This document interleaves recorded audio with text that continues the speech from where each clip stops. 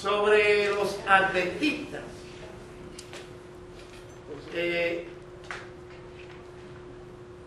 Dijimos que fue una religión, porque es una religión, son una secta.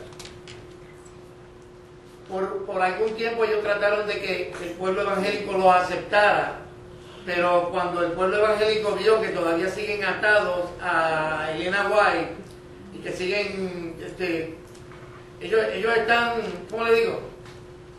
Ellos no tienen un evangelio de gracia, sino de obras.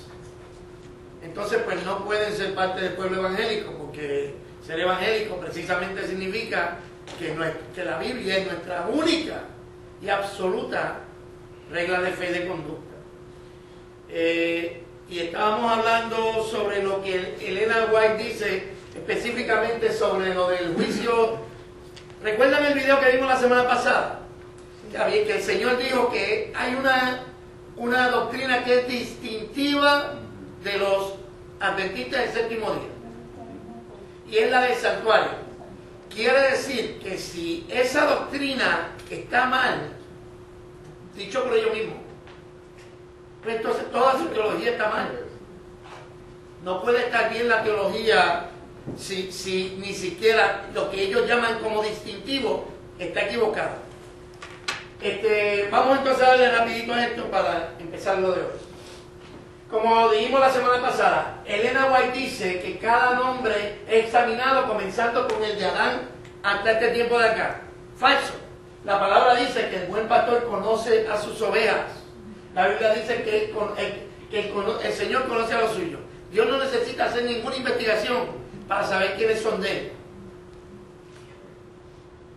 Elena White dice que cada individuo debe salir aprobado en el juicio investigador. O sea, Dios, después que usted, escuche esto, mire el peligro. Ok, vamos a darle rapidito para entender este concepto, porque acuérdense de eso, si los adventistas no tuvieran esta doctrina, no tienen diferencia entre nosotros y ellos. Ellos creen en la Trinidad, nosotros creemos en la Trinidad. Y si usted quiere guardar el sábado, usted puede guardar el sábado. Y si usted quiere comer la dieta que ellos tienen, usted puede comer la dieta que ellos tienen. Eso no afecta a nada. El problema está cuando tú lo pones como un impedimento para ser salvo. Ahí hay problema. Entonces, los adventistas, se me fue lo que le iba a decir. ¿No lo han visto por ahí? Anyway, me voy a acordar cuando llegue. No llegue aquí a un caso. Cada te ha aprobado, yo que tengo que ser investigado. Se me fue. Así que cada uno debe ser aprobado en el juicio investigador. Pero la Biblia dice que los creyentes en Cristo no serán condenados. Pasamos de muerte a vida, se acabó. O sea, nosotros no tenemos, una vez tú recibes a Jesucristo, eso sería como si fuera algún tipo de purgatorio, ¿entiendes? En el que todavía, aparte de la obra de Cristo, hay algo más que hacer. Y cuando veamos la doctrina católica, nos vamos a dar cuenta que no hay diferencia. Seguimos. Nuestros pecados no son borrados sino hasta después del juicio investigador. Falso. La Biblia dice, yo deshice como nube tu rebelión. La Biblia dice, la sangre de Jesucristo nos limpia de todo pecado. Y Pedro, cuando predicó en Pentecostés, le dijo, conviértanse para que sean borrados vuestros pecados en tiempo presente. Usted se convierte a Cristo y sus pecados son borrados. Se acabó, ya no hay más sacrificio por los pecados. Elena White dijo que para 1850 más o menos ya Cristo estaba por terminar su obra, pero la Biblia dice que Jesucristo en la cruz, todo está consumado, se acabó, ya no hay nada más que hacer. La Biblia dice que de una vez y para siempre entró al lugar santísimo y que con una sola ofrenda hizo perfecto a los santificados. ¿Ok? Esto es lo mismo que dimos la semana pasada. Estamos dando una... En el agua dice que todos deberán pasar por el juicio investigador. ¿Verdad que sí? Sin embargo, el ladrón en la cruz, Jesús le dijo, hoy estarás conmigo en el paraíso. Ahora, como ellos no creen, busque ese verso bíblico.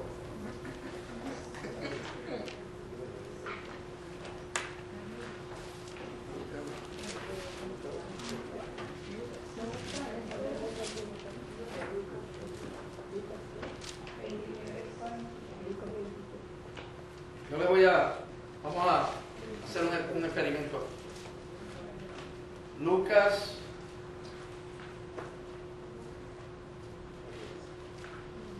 23 y 43. Ok, léamelo ahí. Entonces Jesús le dijo, de cierto te digo que hoy estarás conmigo en el paraíso. Míralo bien el verso, míralo bien en su Biblia. Hoy. Imagínense usted que yo le pongo una coma después de hoy.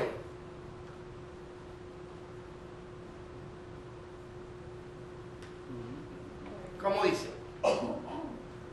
Te aseguro hoy. Hoy. No, Léalo con una coma después de hoy. hoy, entonces sería futuro lo próximo. Léamelo con la coma, ¿cómo diría? Léamelo con una coma después de hoy. Entonces Jesús le dijo, de cierto te digo que hoy estarás conmigo en el Ok. paraíso. Así como se lee. Léanlo con una coma después de hoy. Entonces Jesús le dijo, de cierto te digo que hoy estarás conmigo en el paraíso. Ok. Ahí se la coma. Cuando usted busca la Biblia de ellos y la explicación que van a dar, es que ahí va una coma. Y en realidad lo que Jesús está diciendo, de cierto te digo hoy, estarás conmigo en el paraíso. Porque ellos no creen en la inmortalidad grande. Ellos creen que cuando la gente muere no van al infierno o al cielo o a ninguno de esos sitios, sino que cuando una persona muere, está en la tierra y se acabó, está durmiendo.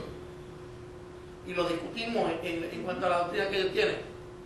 Ese verso, cuando usted lo usa en contra de ellos dicen, no, Jesús lo que dijo fue, de cierto te digo hoy, o sea, hoy te digo, estarás conmigo en el paraíso. Pero esa no es la... Que ninguna de las otras versiones lo dicen. Que ninguna de las otras versiones tiene coma tampoco. Por eso, no. Pero para que no lo tome de sorpresa, si algún día está hablando con alguno de ellos le van a decir que ese verso lleva una coma ahí. Es que si me dejan que, aunque le ponga la coma, quiere decir lo mismo. Sí. Pero si le quitan que, Por eso le quiten lo que dicen ellos que dice, de cierto te digo hoy. Ah, pero es que hay un qué antes de hoy. Entonces, ¿qué se lo mueven después del hoy? La coma significa que. Ah, ahora sí. La coma Eso, significa después de hoy. ¿En qué idioma? No, en esto de la ortografía y la de esto, es un acto que tú haces cuando pones la Sí. coma. O sea, ahí te detiene y lo que va a decir puede estar relacionado con esto, pero si hace la pausa le cambia el sentido completo a la oración, ¿sabes? Hay algunas versiones de la Biblia que dicen desde hoy. Sí. Es que eso está todavía más claro. Déjame buscarte versiones, porque hay que tener cuidado, porque a veces, por ejemplo, búsquese por ahí la nueva versión internacional. Escúchate el significado de la palabra coma. Signo de puntuación que se emplea para separar elementos dentro de la oración. Por eso, si yo pongo una coma ahí, Separa. haciendo una separación, mira cómo lo dice, que dicen que es la mejor versión que tenemos nosotros los hispanos. Dicen que es la Biblia de las Américas, es la más acercada que está. Dice, en verdad te digo, hoy estarás conmigo en el paraíso. Así como lo dice esa Biblia. Pero me parece que la Biblia... La diosa habla hoy y te dice, te aseguro que hoy estarás conmigo en el paraíso. ¿Entiendes? La única Biblia que usted va a encontrar que diga una pausa, de verdad te digo hoy, pausa, estarás conmigo en el paraíso, o de verdad te digo hoy, pausa, que estarás conmigo en el paraíso, es ellos. O sea, es como decirle que lo estoy diciendo hoy. Hoy, como si el tipo supiera que ya es... Futuro, Para futuro. Sí, Te lo estoy diciendo hoy para que, mira, es hoy que te lo digo. No te lo dije ayer. Ni te lo estoy diciendo mañana, te lo estoy diciendo hoy. Hoy puede ser indefinido. Sí, no, pero para que vean cómo es que van a defenderse en ese punto.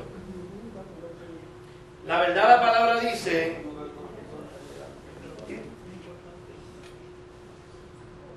la verdad lo que la palabra dice es, de cierto, de acuerdo a la Biblia de las Américas, entonces él le dijo, en verdad te digo, es más, la Biblia de las Américas la pone en 2 puntos, o sea, lo que te voy a decir está relacionado con esto. En verdad te digo, hoy estarás conmigo en el paraíso. Esa es la traducción correcta, porque tiene más sentido. No tiene sentido yo aclararte que te lo estoy diciendo hoy. O sea, ¿cuándo más te lo voy a decir? De cierto te digo mañana. Que estarás conmigo, te lo digo mañana. Entonces se le tendría que añadir, te lo digo mañana. O te lo dije ayer. No, de cierto. Oh, sí, es la cosa. ¿Entiendes? De cierto digo, estarás conmigo en el paraíso. De cierto, ¿cómo es? Hoy estarás conmigo. Hoy es importante. No lleva coma después del hoy. Va, es una sola oración. Hoy estarás conmigo en el paraíso. Como quiera que sea. Supongamos que no fue hoy, fue otro día. ¿Qué se lo digo? Como quiera que sea, la señora White dice, la señora White dice de que todos deben pasar para saber si sí o si no. ¿Cómo Jesús le puede prometer eso a él sin haber pasado por el juicio todavía? ¿Entiendes? ¿No entiendes? Y eso era ahí no es el tiempo de buscar. Próximo. Eso lo discutimos. Romanos 4, 2 al 5.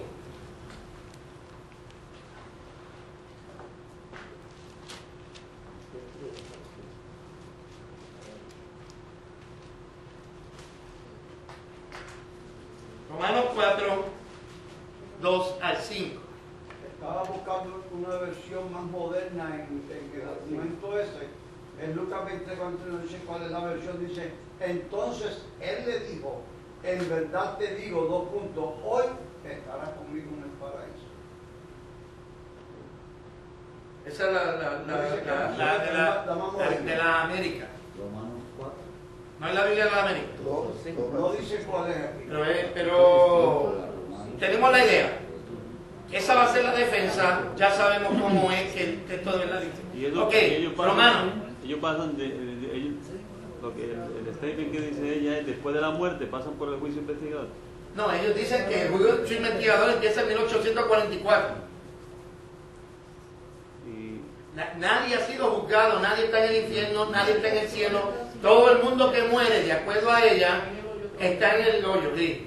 Y las almas están como durmiendo, no están conscientes. Pero ya descubrimos en la Biblia de que el alma está consciente. Pablo dice, yo prefiero estar con Cristo. Si yo me muero, voy a estar con Cristo. Eso quiere decir que está consciente. En el libro Apocalipsis dice que cuando vio las almas de los decapitados, si vio las almas de los decapitados orando y diciendo, ¿hasta cuándo vas a vengar nuestra sangre? Almas es el estado incorpóreo del ser humano, cuando no tiene cuerpo. ¿Cómo puede haber un alma que está hablando, si de acuerdo a ello, las almas, antes de la resurrección, están durmiendo? No es, ¿sabes? Eso de que la inmortalidad del alma, y lo vamos a tocar ahorita en un punto que ella dijo sobre Miller, sobre William Miller, que fue el que la precedió a ella. Sí. No, yo digo, y el que se lo llevó el carro fue como Elías. Y dice que no vio muerte. ¿No va a pasar por ahí? Moisés estaba hablando con Jesús en el monte de la transfiguración. ¿Entiendes?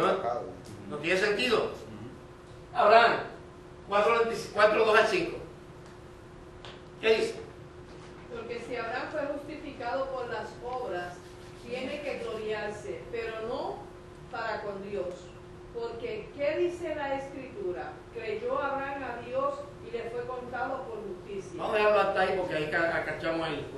¿Qué es justificación? Cuando dice que fue justificado, ¿qué quiere decir eso? Fue declarado inocente. Siendo, ¿cómo es? Fue declarado inocente. Reconocido. Ok. Si fue declarado inocente, esto, la justificación es un acto legal. ¿Ok? Es un acto legal. Ante una corte fue justificado. ¿Cómo es posible que Abraham haya sido justificado por la fe cuando todavía ni siquiera Cristo había nacido? Si ella dice que todos deben pasar por el juicio investigador, y el juicio investigador no empezó hasta 1844. Según ellos. ¿Entiendes? Mateo 8:11.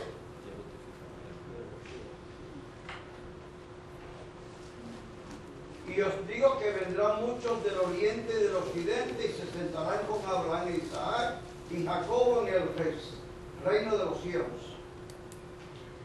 ¿Dónde van a estar Abraham, Isaac y Jacob? Pero todavía no habían pasado por el juicio. ¿Cómo es que ya se determinó eso sin que haya pasado por el juicio? ¿Me sigue, mi hermano?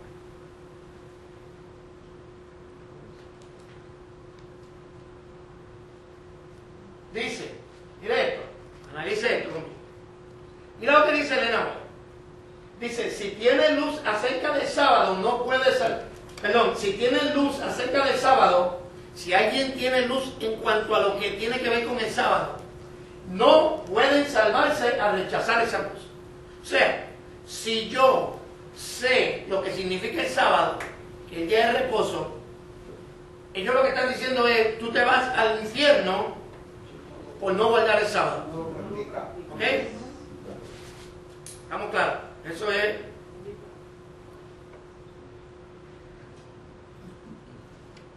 Aquí es correcto decir que el señor Miller no consideraba el segundo mensaje como nosotros lo consideramos, ni cambió sus puntos de vista acerca de las cuestiones de la inmortalidad y el sábado.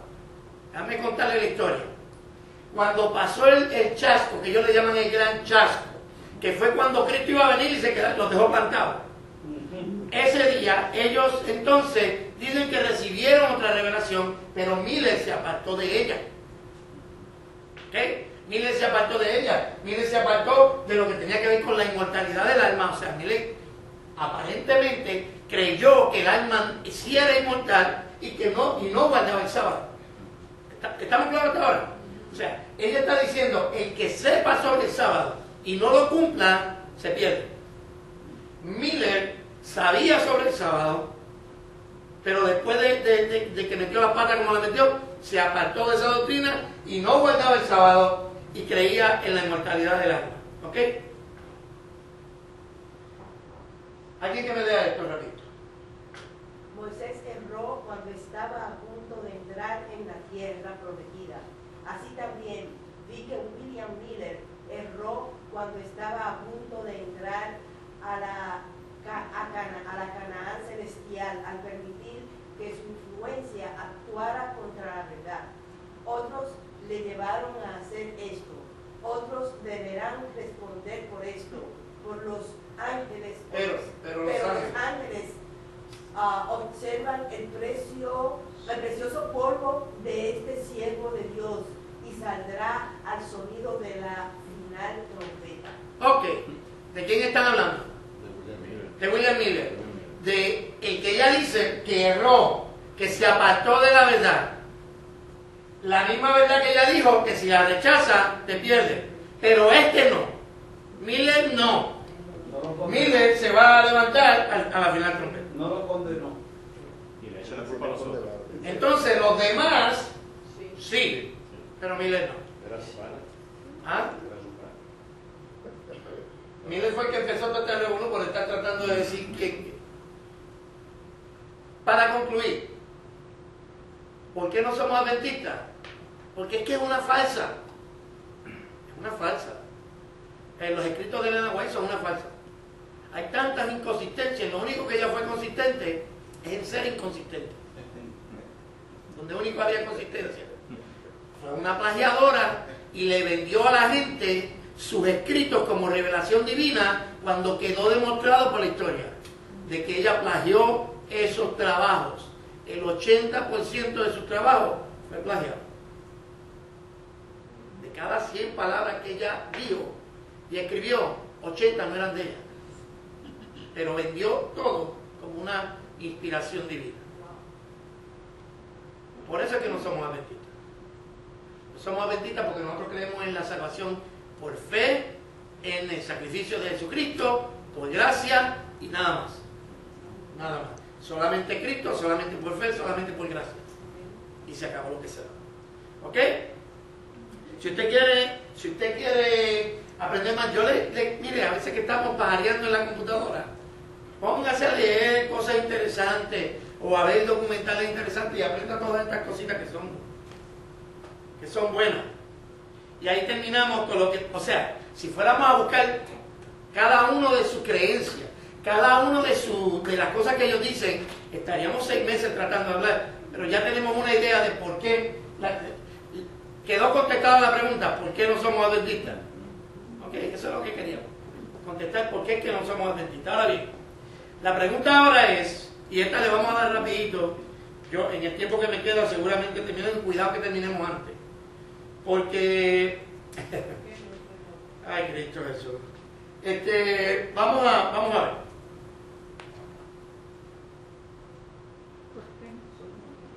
Cuando Jesucristo estaba en la tierra, organizó una iglesia para sus discípulos con 2 y otros oficiales.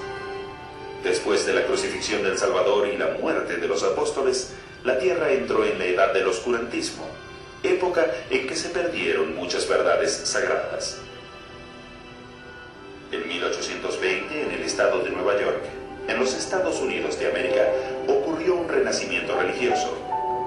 Allí, un joven llamado José Smith se sintió confundido por el conflicto de opiniones de las diversas religiones. Entonces acudió a la Biblia en busca de guía, donde encontró instrucciones que le llevaron a preguntar a Dios a qué iglesia debía unirse. El joven José caminó hasta una arboleda cerca de la granja familiar y se arrodilló a orar. Dios, el Eterno Padre y su Hijo Jesucristo se aparecieron ante él y le dieron instrucciones. Le mandaron no unirse a ninguna de las iglesias existentes. Más tarde Dios le instruyó que restaurara la iglesia establecida originalmente por Jesucristo con la verdadera doctrina y autoridad del sacerdocio para actuar en el nombre de Dios. En 1823, un mensajero celestial llamado Moroni se apareció a José. Más tarde le entregó un registro que contenía la historia religiosa de una rama del pueblo de Dios que vivió en la antigua América.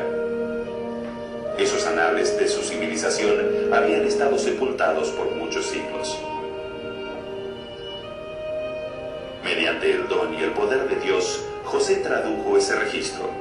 Se llama el Libro de Mormón, otro testamento de Jesucristo, y lleva el nombre de Mormón, uno de los profetas de la América antigua que recopiló la mayor parte del libro. El Libro de Mormón se publicó por vez primera en 1830. Los anales incluyen un testimonio ocular del ministerio de Jesucristo en el continente americano después de su resurrección en Jerusalén. En 1829, José Smith y su colaborador, Oliver Cowdery, fueron ordenados al sacerdocio por otros mensajeros celestiales. Y se les dio la autoridad para bautizar, para conferir el don del Espíritu Santo y para realizar otras ordenanzas sagradas. Con la restauración de la autoridad del sacerdocio, José siguió las instrucciones de Dios y organizó la Iglesia de Jesucristo de los Santos de los Últimos Días. Al igual que la Iglesia del Salvador en la antigüedad, la Iglesia de Jesucristo de los Santos de los Últimos Días es una iglesia misional. Y los esfuerzos de los primeros misioneros dieron buenos frutos. Hasta principios del siglo XX se instó a los miembros de la iglesia a congregarse con otros miembros en Norteamérica. La iglesia creció rápidamente con la gran cantidad de inmigrantes de Europa y de los estados del este, y llegó a ser el blanco de mucha oposición. La La persecución religiosa causó que los miembros de la Iglesia de Jesucristo, o mormones, como solían llamarles, tuvieran que huir de sus hogares una y otra vez.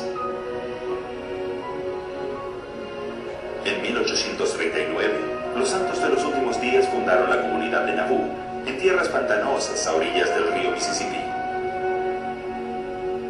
Drenaron los pantanos y construyeron hermosas casas.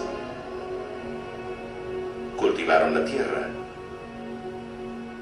Establecieron comercios y también construyeron un templo. Ya para 1844, la población de Nauvoo igualaba la de Chicago, pero el recelo y la oposición de sus vecinos reanudó la persecución.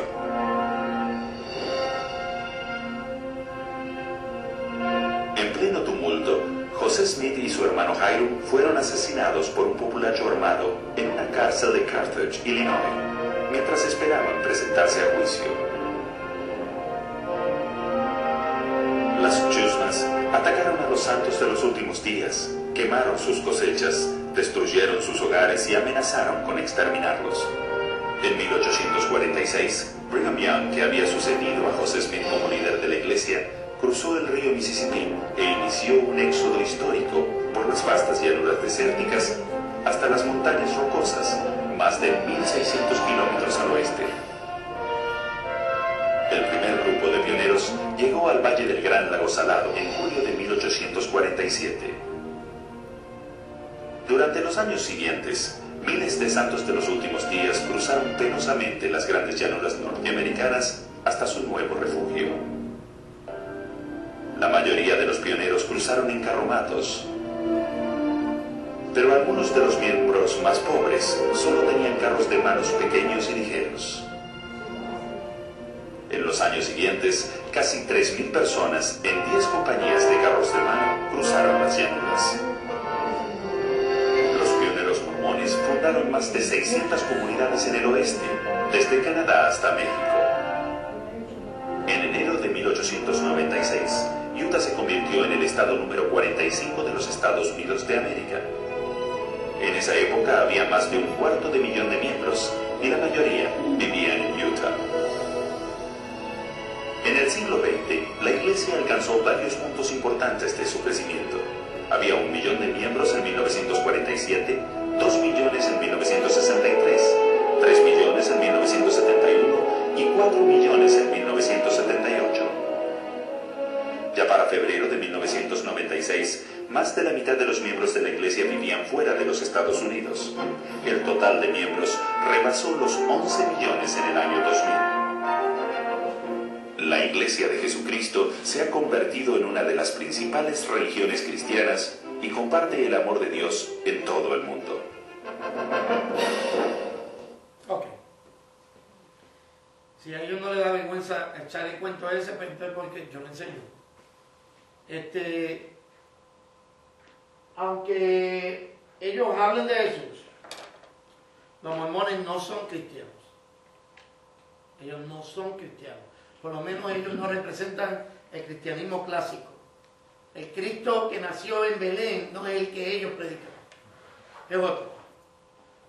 Porque rechazan verdades fundamentales de la fe cristiana. ¿Qué usted nota en común entre los mormones y los adventistas?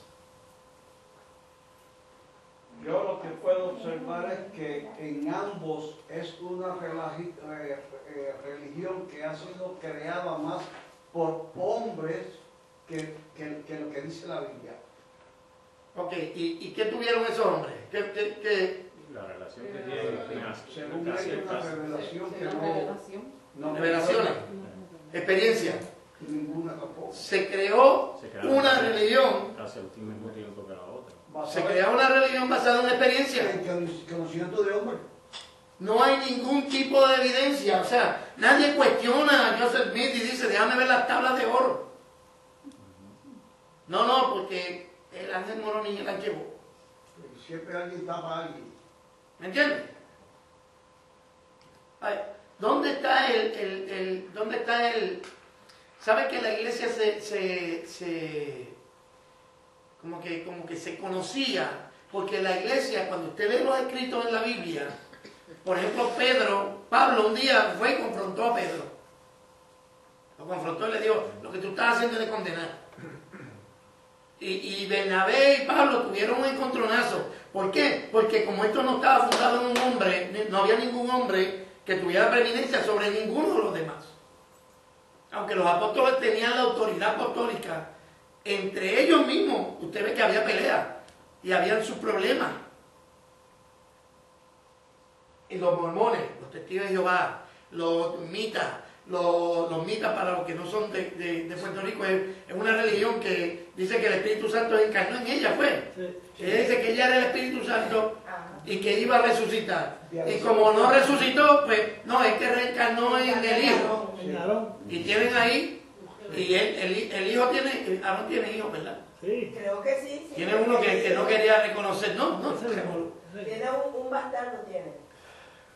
¿Bastardo? ¿Qué se llama él? Bueno, que no reconocido. Ok. Todas empiezan con una experiencia. Ahora bien, ¿qué se supone que usted haga con las experiencias que usted tiene? ¿Qué se supone? Las compare con la Biblia. Tú las comparas con la palabra. con lo que dice el libro. Y si no compaginas con la Biblia. No es real. Y si te hizo sentir bien. Y si te hizo que se te pararan los pelos. Y si te hizo sentir el ser más espiritual del mundo. ¿Qué hacemos con ella? ¿Qué hacemos? Estaba hablando con alguien en internet. Esas conversaciones que yo me senté. Estamos hablando de una experiencia. Yo lo he sentido. Yo he sentido cómo es que Dios me toma y cómo es que Dios... Está bien, que yo no voy a discutir si tú lo has sentido o no. Usted nunca jamás se le ocurra decirle a una persona que esa experiencia tú no la tuviste. Porque tú no puedes discutir la experiencia de otro. Si él dice, yo fui al cielo y allá en el cielo, no, yo creo que tú tuviste esa experiencia. Ahora, lo que la Biblia me dice no es si tú la tuviste o no. Lo que la Biblia me dice es si eso que tú me estás diciendo es bíblico o no. Yo no juzgo si tuviste la experiencia o no. Yo puedo juzgar si viene de parte de Dios o no. ¿Me entiendes? Y eso es lo que pasa cuando la gente supuestamente tiene una experiencia. A este se le apareció el Padre y el Hijo. Se le aparecieron. Y de ahí en adelante, supuestamente se encontró una tabla de oro. Yo no puedo decir que él no se las encontró. Quizás se las encontró, porque él ya no es así. Y quizás él las tradujo, él dice que las tradujo, pero él no tenía ningún tipo de conocimiento, de estudio en nada que tuviera que ver con lingüística. Pero anyway, vamos a pensar que Dios que supuestamente dentro de esa misma experiencia, él tradujo el libro del Mormón. ¿Eso quiere decir que es de Dios? No, porque esa experiencia presenta a otro Cristo, a uno distinto al que está en la palabra.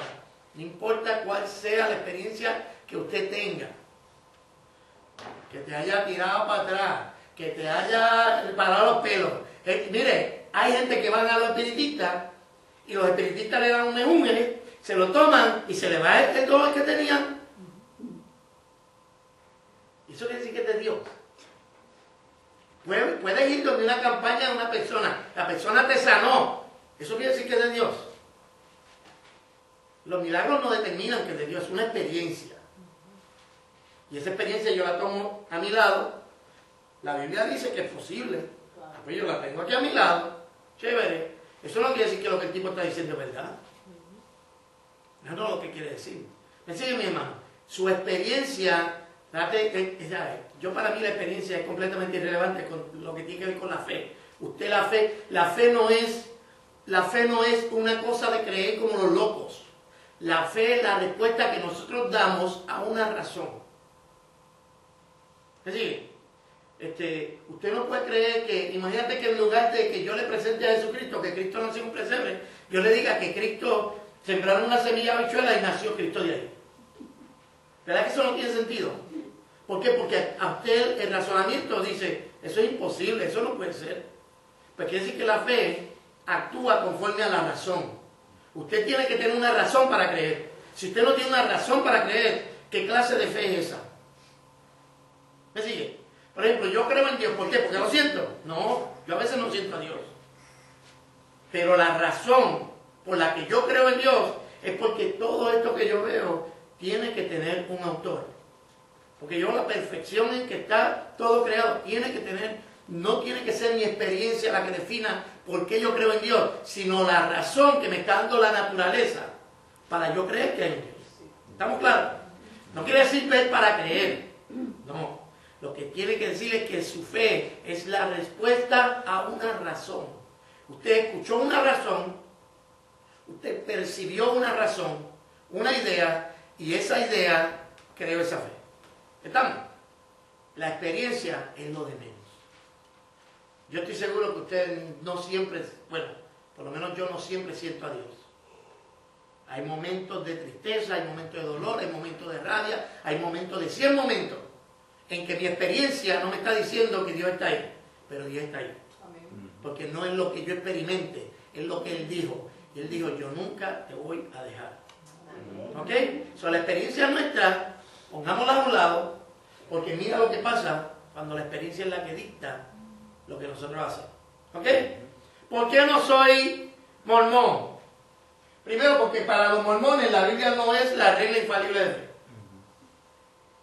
Ellos creen en la Biblia y la tienen como una de sus fuentes divinamente inspiradas, pero ellos dicen, pero es la Biblia si está bien traducida.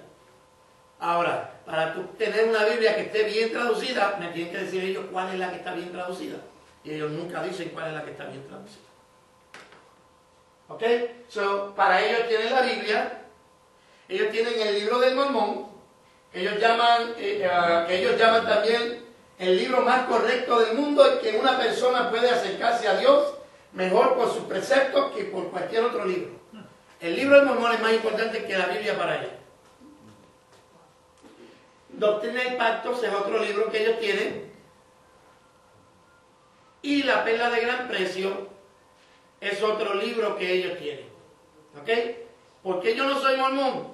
Porque para mí la Biblia es la regla infalible de fe y de conducta. Y yo no necesito ningún otro libro sagrado. Los comentarios que usted pueda comprar de la Biblia son buenos para darle un poquito de luz a usted. Pero la palabra de Dios está en la Biblia. No es nada más. ¿Ok? Ahora bien, ellos tienen un montón de creencias más. Y yo encontré este video. No se rían. Porque, escúchenme, parece mentira. Pero ellos lo creen. ¿Ok? Usted va a ver este video. Parece mentira. Qué pena que lo hicieron en muñequito. Pero parece mentira, parece sacado de una película. Pero créeme, hay como está la fuente de dónde salió esa información, si usted la quiere ver. ¿Entiende? Esto es lo que creen los mormones. El mormonismo nos enseña que trillones de planetas por todo el cosmos son regidos por que una vez fueron humanos como nosotros. Según ellos, hace mucho tiempo, en uno de esos planetas, un Dios no identificado y su esposa concibieron un niño espiritual llamado Elohim. Esta criatura espiritual después nació físicamente de padres humanos, quienes le dieron cuerpo. A través de ser obediente a las enseñanzas mormonas, la muerte y la resurrección, se hizo merecedor de ser elevado a la divinidad, tal como su padre ante él. Los mormones creen que Elohim es el Padre Celestial de ellos y que vive con todas sus esposas en un planeta cerca de una estrella misteriosa llamada Colo. Allí el Dios del mormonismo y sus esposas, mediante interminables relaciones sexuales, producen millones de hijos espirituales. Para decidir sus destinos, el Dios principal de los mormones convocó una conferencia celestial. Los dos hijos mayores de Elohim estuvieron allí, Lucifer y su hermano Jesús. Un plan fue presentado para construir el planeta Tierra, a donde serían enviados los niños espirituales y donde cobrarían forma mortal y conocerían el bien y el mal. Lucifer se puso de pie y ofreció ser el salvador de este nuevo mundo. Deseando toda la gloria para él, pensaba forzar a todos a convertirse en dioses. Oponiéndose a la idea, el Jesús mormón sugirió que al hombre se le diera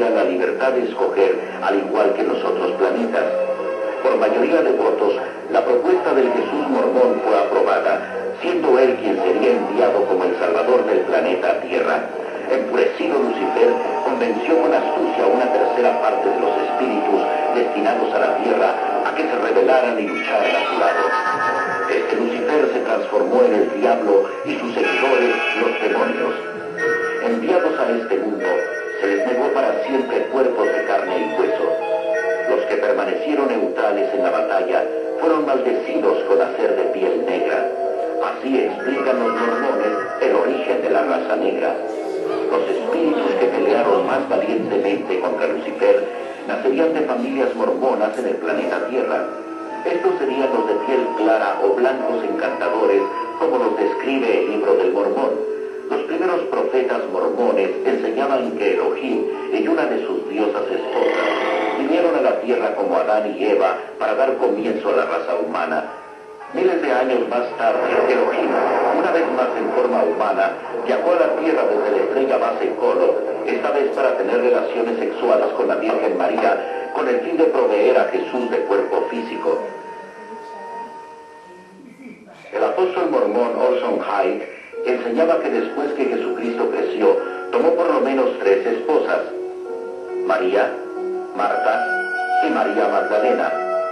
Por medio de estas esposas, el Jesús mormón, de quien Joseph Smith decía ser descendiente directo, engendró un número de hijos antes de ser crucificado. De acuerdo con el libro del Mormón, después de su resurrección, Jesús vino a América para predicar a los indios, quienes los mormones creen son realmente israelitas. Así pues, el Jesús del mormonismo estableció su iglesia en América, tal como había hecho en Palestina.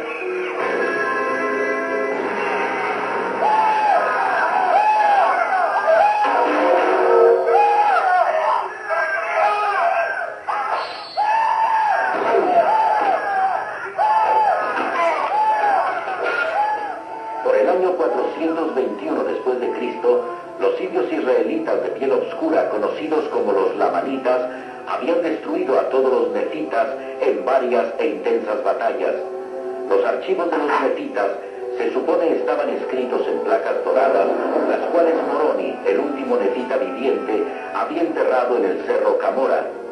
1400 años después, un joven buscador de tesoros llamado Joseph Smith, quien era muy conocido por sus historias y cuentos, alegaba haber descubierto esas placas cerca de su casa en la región montañosa del estado de Nueva York.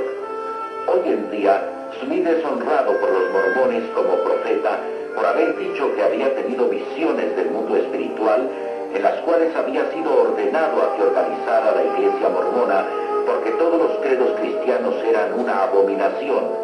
Fue Joseph Smith quien dio origen a la mayoría de estas peculiares doctrinas creídas hoy como verdaderas por millones de personas.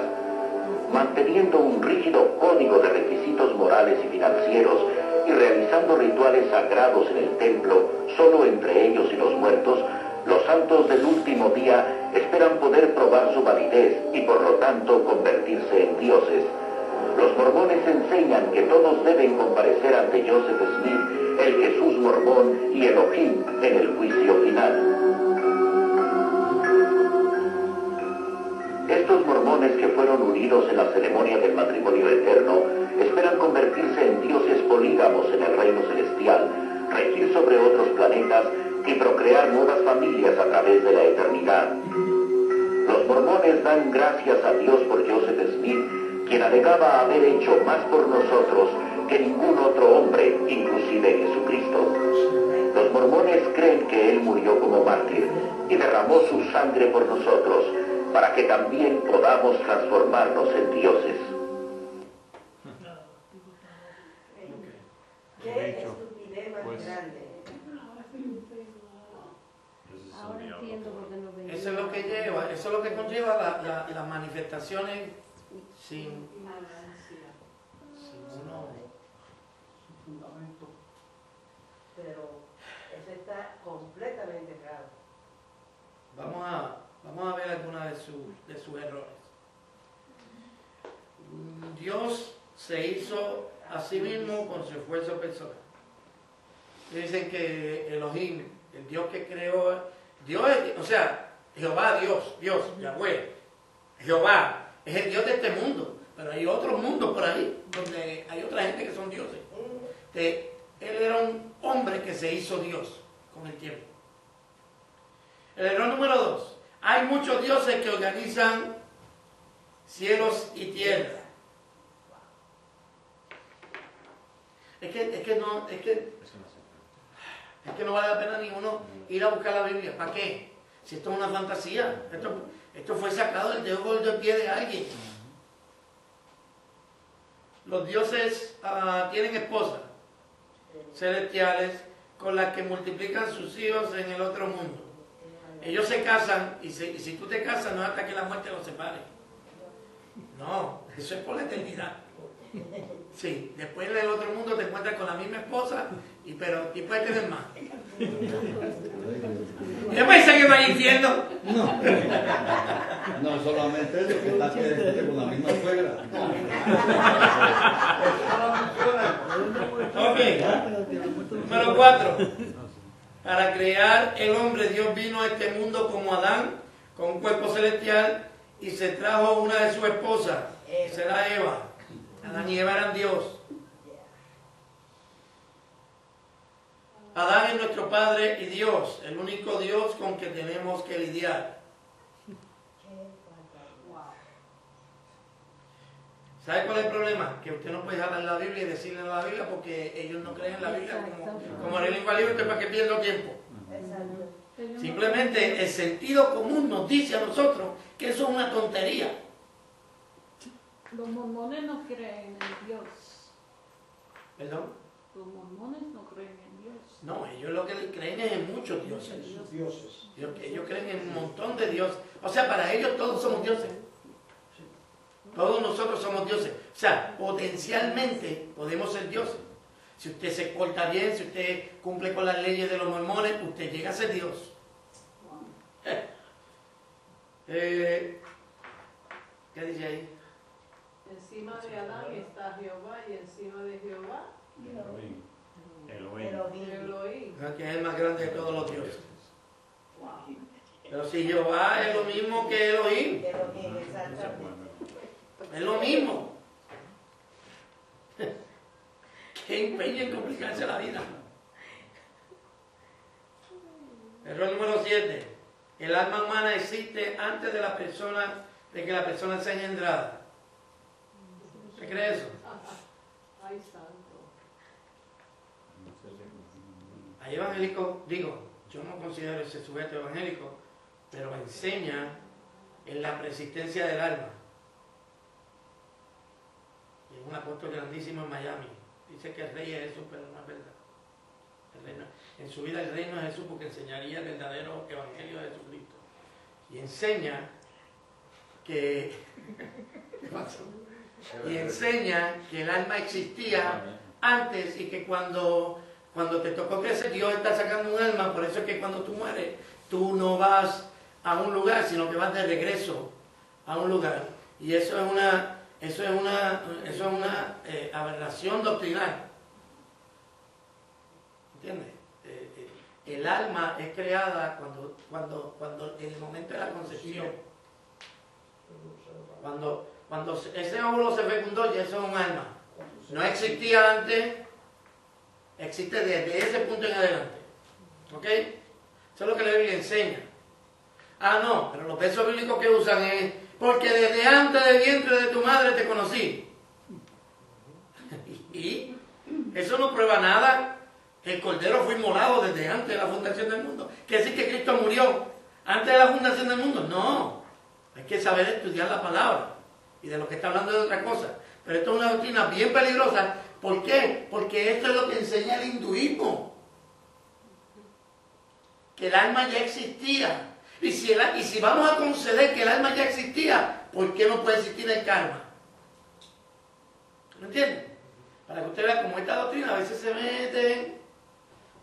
Próximo error. Los miembros de la raza negra son descendientes de Caín y llevan sobre sí la maldición. La esclavitud es institución divina.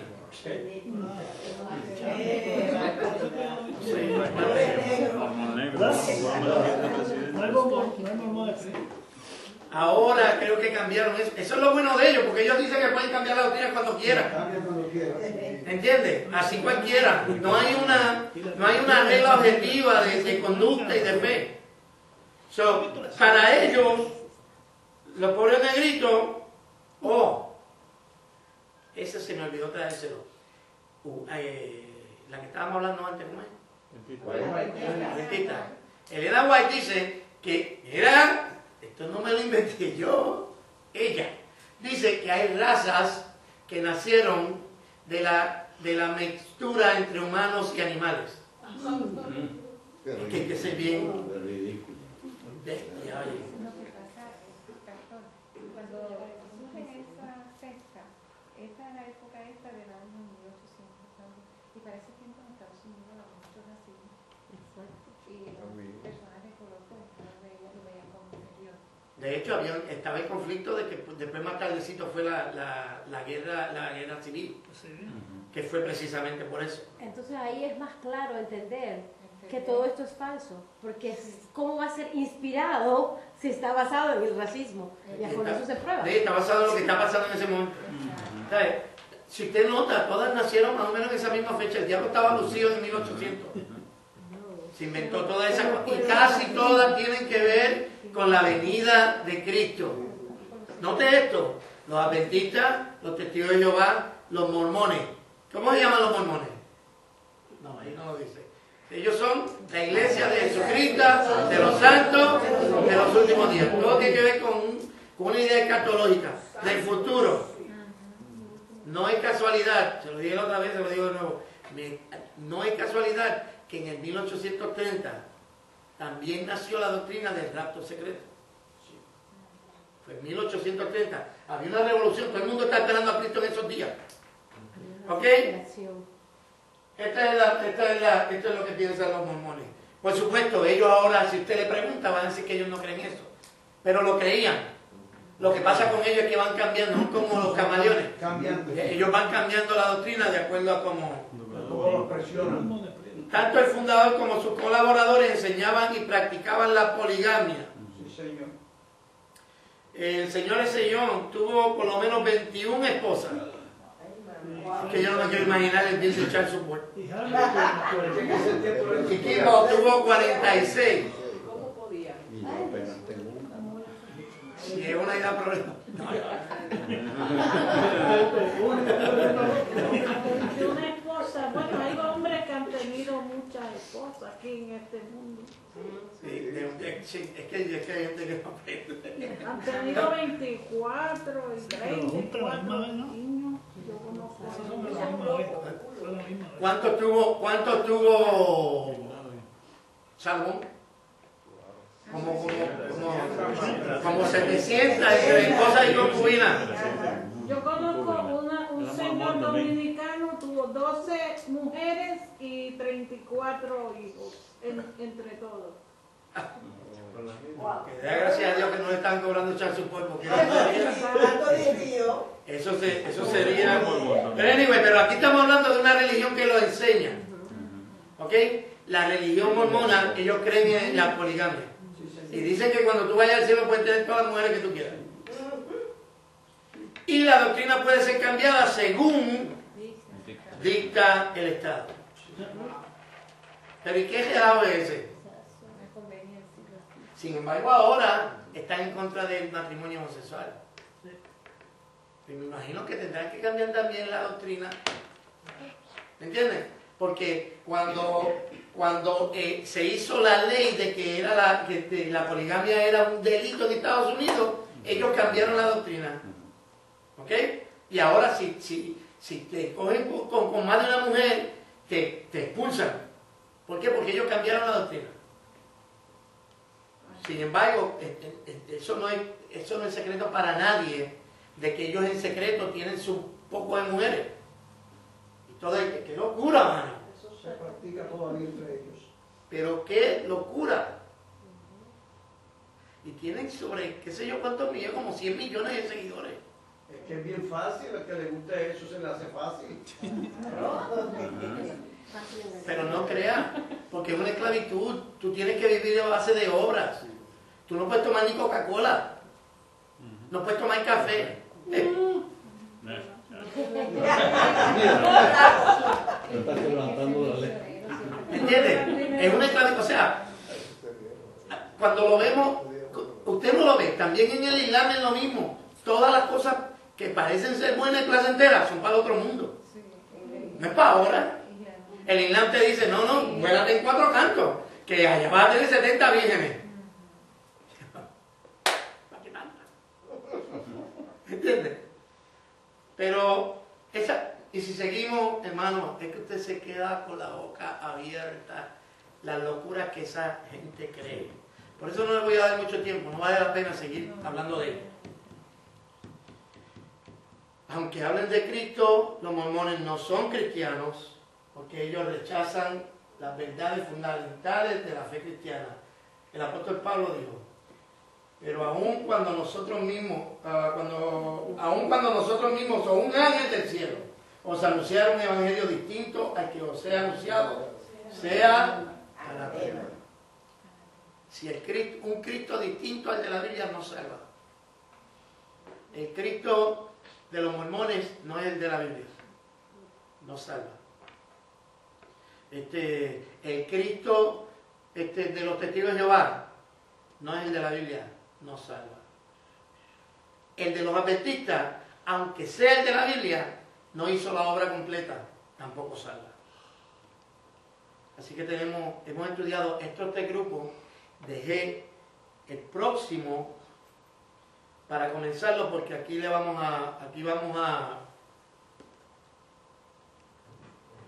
entrar más de lleno en lo que son las doctrinas católicas, porque la mayoría es católica de las que nosotros conocemos. De la semana que viene en adelante vamos a estar estudiando por qué es que no soy católico, qué hay, por qué pasó la reforma, por qué es que nosotros somos protestantes, ¿entiendes?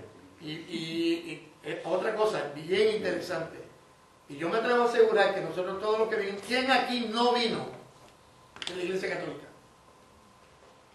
Que no vino, que ustedes nunca fueron católicos. Tampoco. Tampoco. Siempre fueron evangélicos. Ok. Pues entonces yo salí de la iglesia, yo hice mi primera comunión y ya iba para la confirmación y si me dejan, termino hecho cura. ¿De verdad? ¿En serio? No. Yo iba en el seminario salesiano. En Albonito un seminario, se llama el seminario salesiano. Y a mí me encantaba eso. Y ya yo, de lo que Dios me libró. Pero empezamos la semana que viene entonces con ese estudio.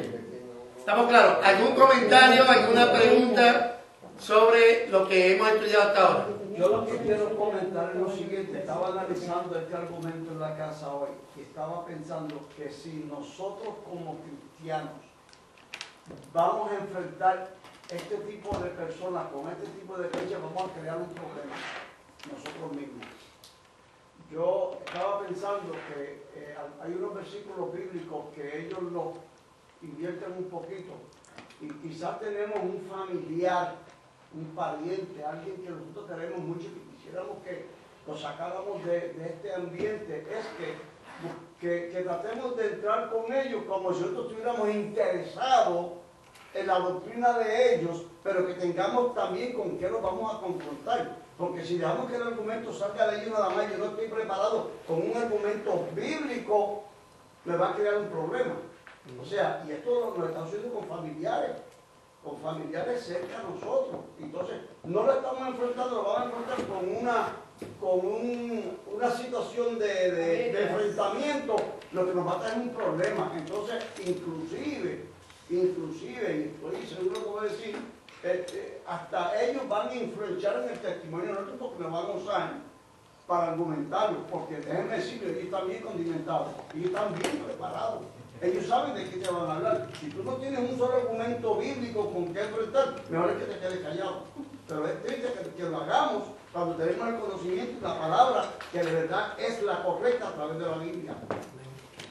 Si usted, escuche mi hermano, si usted nota, hoy hablamos de los mormones 25 minutos, pero hablamos de los testigos de Jehová 4 semanas, y hablamos de los adventistas 4 semanas.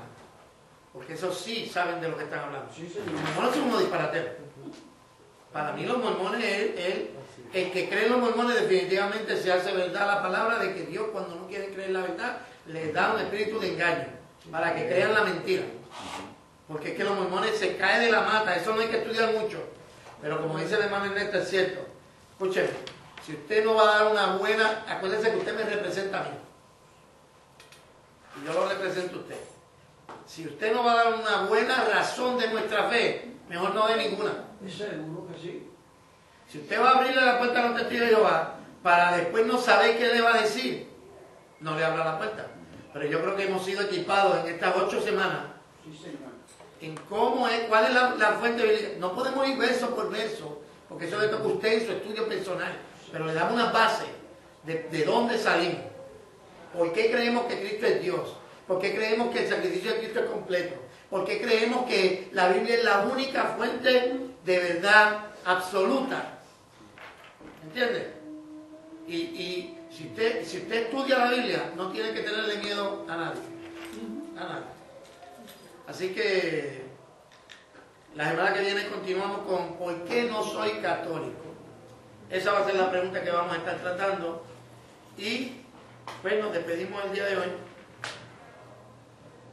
Y entonces la semana que viene continuamos. No hay nada.